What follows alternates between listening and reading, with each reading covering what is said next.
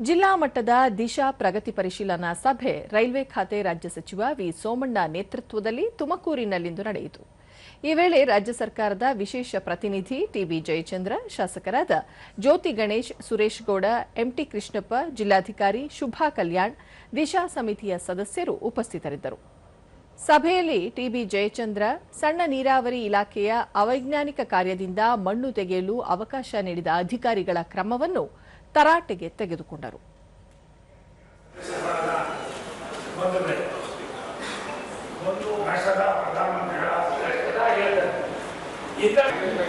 ಸುದ್ದಿಗಾರರೊಂದಿಗೆ ಸೋಮಣ್ಣ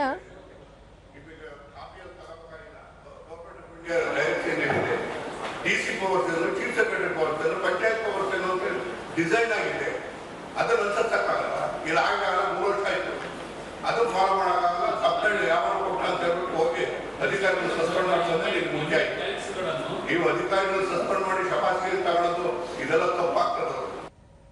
ಸುದ್ದಿಗಾರರೊಂದಿಗೆ ಸಚಿವ ವಿ ಸೋಮಣ್ಣ ಪ್ರಧಾನಿ ನರೇಂದ್ರ ಮೋದಿ ಬಳಕೆಯನ್ನು ಮಿತಗೊಳಿಸಲಾಗುವುದು, ಈ ರೀತಿಯ ಸಲಹೆಯನ್ನು ಎಲ್ಲ ವರ್ಗದಲ್ಲೂ ಪಾಲಿಸಬೇಕಾಗಿದೆ ಎಂದರು.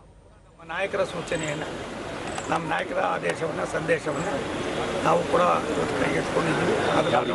ಅದನ್ನು ಮಾಡಬೇಕಾದ ಅವಶ್ಯಕತೆ ಇದೆ. ಇದರಿಂದ ಎಷ್ಟು ಉಳಿತದೆ ಅನ್ನೋದಕ್ಕಿಂತ ಹೆಚ್ಚಾಗಿ ಒಂದು ಒಳ್ಳೆಯ ಸಂದೇಶ ಹೋಗ್ತದೆ. ದೇಶದ ಅಭಿವೃದ್ಧಿಯಲ್ಲಿ ಒಂದು ಸಂಕೇತವಾಗಿ ನಾವೆಲ್ಲರೂ ಕೂಡ ಕೆಲಸ ಮಾಡ್ತಿದ್ದೀವಿ. ಪ್ರಶ್ನೆಯೊಂದಕ್ಕೆ ಉತ್ತರಿಸಿ, ರಾಜ್ಯ ಸರ್ಕಾರದ ಸಾಧನಾ ಸಮಾವೇಶ ಮತ್ತು ಮುಂಬರುವ ಚುನಾವಣೆಗಳಿಗೂ ಸಂಬಂಧವಿಲ್ಲ.